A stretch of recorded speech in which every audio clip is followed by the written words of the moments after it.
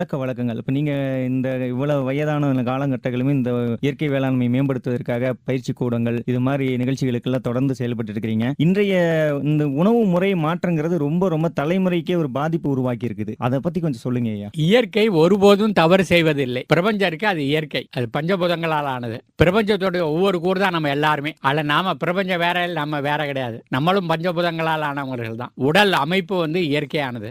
இயற்கை ஒருபோதும் தவறு செய்வதில்லை. அது என்ன பண்ணுது, தன் உடல்ல அனுப்பப்படுகின்ற உணவுகளை செரிச்சு சக்தியை உடம்புக்கு பயன்படுத்திக்குது. அந்த கழிவுகளை வெளியே அனுப்பிக்கிட்டே இருக்கு. பல நேரங்கள்ல நம்ம இயற்கைக்கு மாறா நடந்துகிட்டு இருக்கிறதுனால அந்த கழிவுகள் வெளியேறாம உடல்ல தேங்கிடுது. அதான் நோய். அந்த தேங்கப்பட்ட கழிவை வெளியேற்றதுக்காக உடம்பு எடுக்கிற முயற்சி இருக்கு பாருங்க, அது சிகிச்சை. ஆனா அதை நோயின்னு நினைச்சுக்கிட்டு நம்ம மருத்துவத்தை போறோம். அங்கதான் தப்பு தொடங்குது. இந்த உணவு முறையே கிட்டத்தட்ட சமீப காலமா மாற்றங்கள் அடைஞ்சிருச்சு இல்லைங்கய்யா? நீங்க இயற்கையான உணவு முறைக்கு கம்பு, கேழ்வரகு போன்ற நம்ம உணவு பழக்கவழக்கங்களே